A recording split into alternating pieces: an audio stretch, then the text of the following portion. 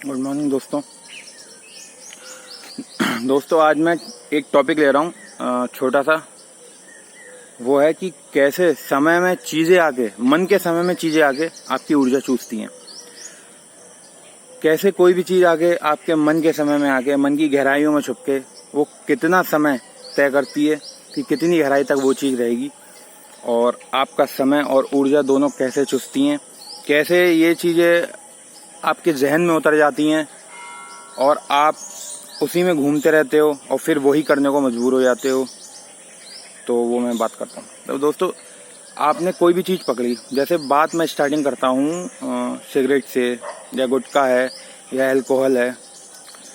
तो दोस्तों, आपने स्टार्टिंग में तो सबको प्रभावित हुए, आप बच्चे से बड़े हो रहे हो, तो आपकी अगर संगत अच्छी नहीं है, आपके यार दोस्त ऐसे हैं, आपके आसपास वाले लोग, एरिया ऐसा है कि वो सब स्मोकिंग वगैरह, सिगरेट है या गुटखा खाते हैं या बीड़ी पीते हैं या फिर शराब पीते हैं, तो आप उनसे प्रभावित होकर थोड़ा थोड़ा बियर वगैरह कुछ भी लेना अगर चालू करते हो स्टार्टिंग से, तो लेते लेते ऐसा होता है फिर एक दिन पहले आप मंथ में चालू करोगे, फिर वीक में आओगे, चाहे गुटखा हुआ चाहे सिगरेट हुई, फिर वो चीज़ें लेते लेते लेते लेते लेते हमारे मन की गहराइयों में चली जाती हैं। और मन की गहराइयों में जब वो चली जाती हैं, ब्रेन बाहर से उन चीज़ों को पकड़ता है, ब्रेन बाहर से अट्रैक्ट करता है उन चीज़ों को। ब्रेन का काम एक ही है, बाहरी दुनिया से कनेक्शन बैठाना उन सब चीज़ों का आपके जहन में।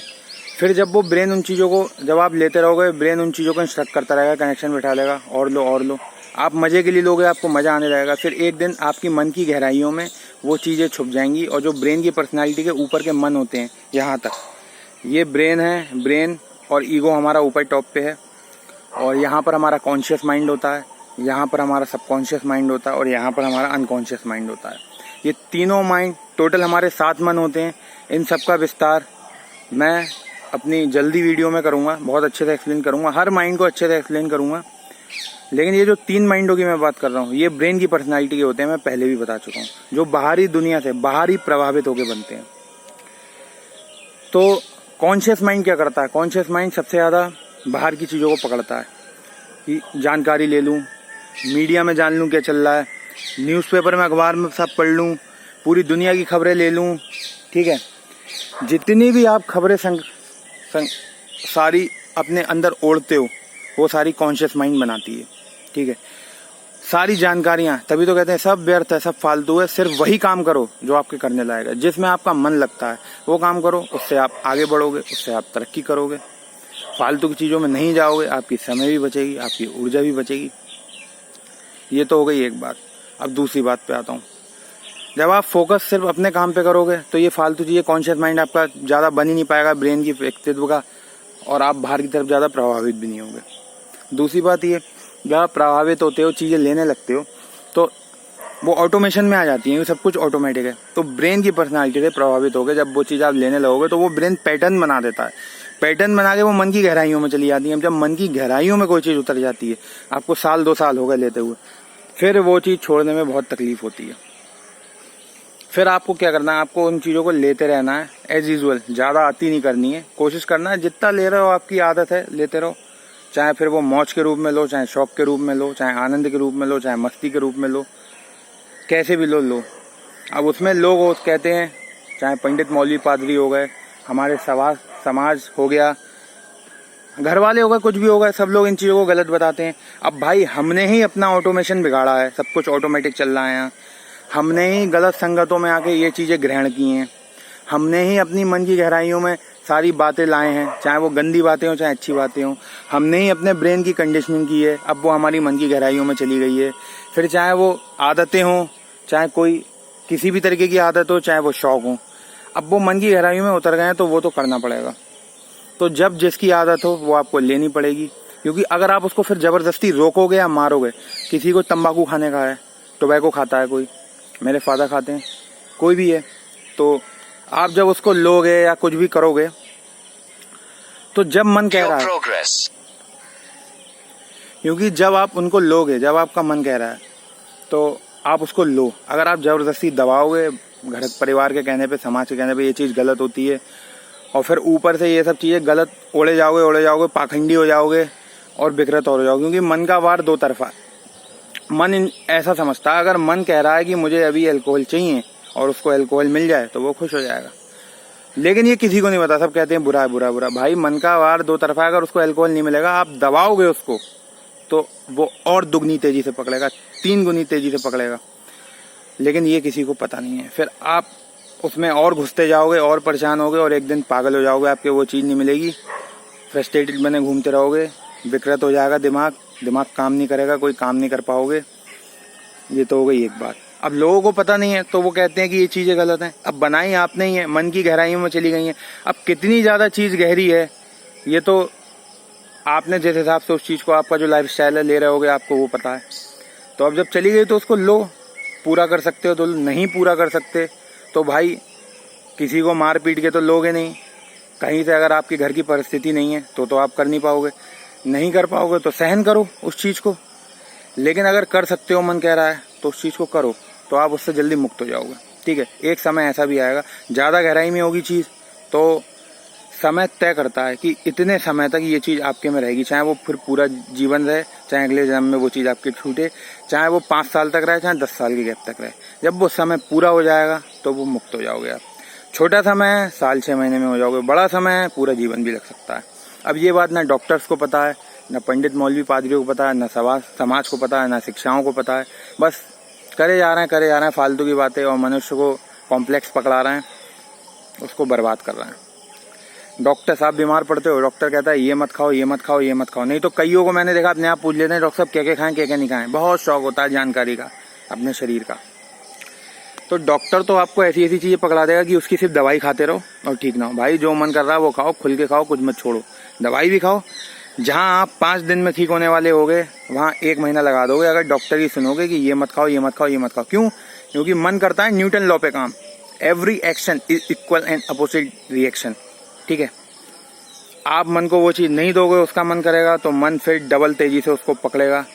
आप फिर उसे दबाओगे, मन और गहराइयों में घुसेड़ेगा, फिर समय उसका और लंबा होता जाएगा और आप फिर एक दिन आपको फिर पागल ही होना, आपका दिमाग काम करना बंद कर देगा, फिर समझ में नहीं आएगा, बुढ़े हो जाओगे, जीवन में कुछ हो नहीं पाया, समय की गतियाँ सब आपको तहस नहस कर देंगी।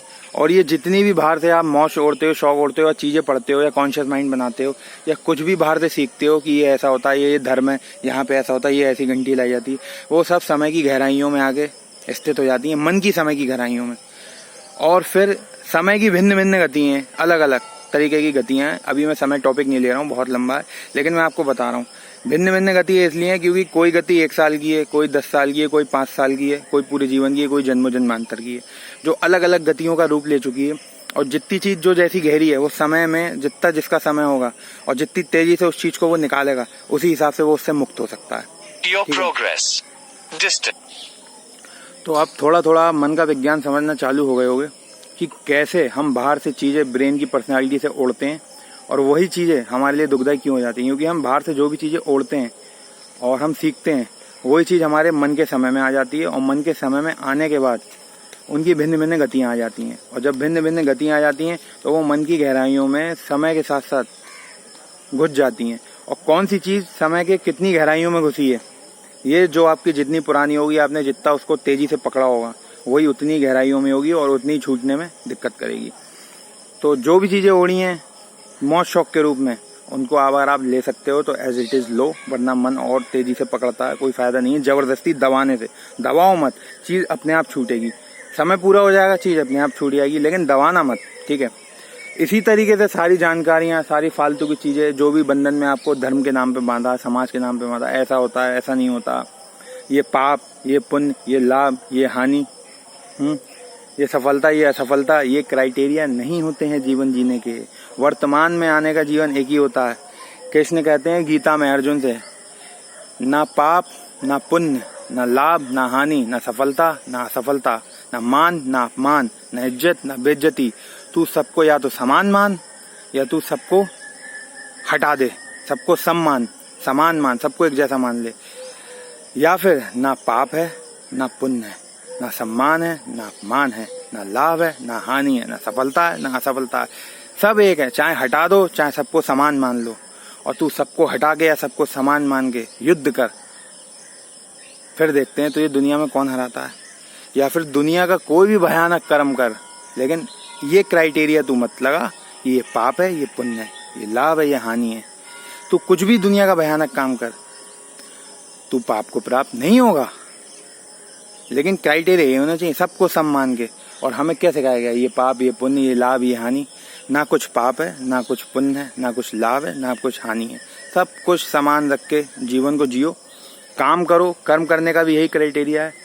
कभी भी ये मत सोचो कि मैं आज सुबह जा रहा हूँ तो मेरे को इतना इतना टारगेट करना है, ऐसा कुछ भी मत सोचो। कर्म करो, पर फल की चिंता मत करो। ये तो सब कहते हैं, लेकिन बिना फल के कोई रह नहीं पाता।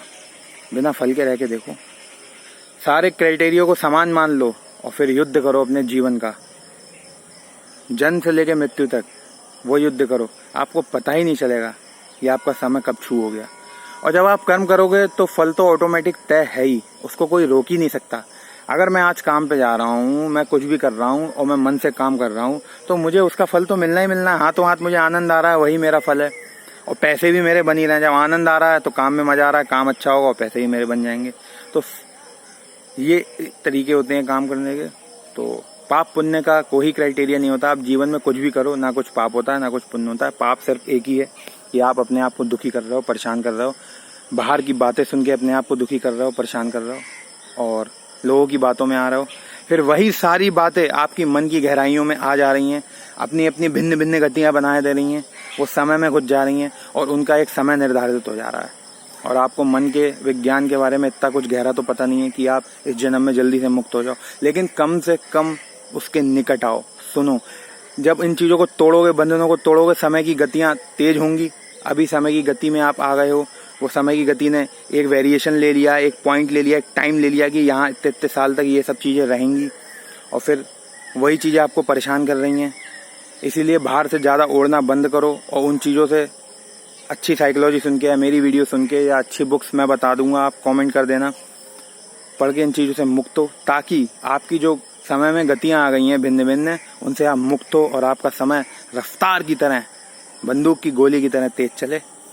और आपको जब कल पहुंचना हो अपनी सफलता के लिए, 20 साल में पहुंचना हो, तो आप 18 साल में ही पहुंच जाओ। जो 20 जन्म में काम करने हो वो इसी जन्म में कर दो, समय की रफ्तार तेज करके। यही उद्देश्य है मेरा, जीवन में कुछ अच्छा करें सब। और मैंने जो सीखा है वही मैं आपको बताता हूँ। मेरे तजुर्बे हैं, दिन पे दिन बढ़ते हैं पूरे परफेक्शन के साथ। और जीवन रोज एक ना एक दिन नई ऊंचाइयां छूने लगता है, सब कुछ बदल जाता है। ये समझ लो, बस क्या बताऊं, अब शब्द ही नहीं है। अलग ही जीवन हो जाता है एक, बिल्कुल ही। आप सब कुछ अलग तरीके से सोचने लगते हैं। सोचना तो खैर शून्य हो जाता है। सोचना लोग गलत बोलते हैं। सब हमारे अंदर से आता है, इंस्ट्रक्शन हमारे अंदर से आता है। सोचना शून्य हो जाता है, आप सोचोगे नहीं, ब्रेन तो आपका चलेगा ही नहीं। अंदर से इंस्ट्रक्शन आते हैं कि ये करो, ये करो, ये करो, ये करो, फिर बस वही करना रह जाता है। और कुछ भी सोचना तो शून्य हो जाता है। सोचने की ज़रूरत ही नहीं पड़ती, क्योंकि ब्रेन तो ही हमें मरवाता है और ब्रेन स्टॉप हो जाता है। फिर हमारे अंदर से कर्म फूटते हैं, हम वही करते हैं। तो दोस्तों, आज का टॉपिक यहीं पे मैं एंड करता हूँ। आगे नया टॉपिक लेंगे कुछ अच्छा था, और आपको पूरा मन का विज्ञान समझाऊंगा, सातों मन की कार्य प्रणाली समझाऊंगा। तब तक के लिए बाय।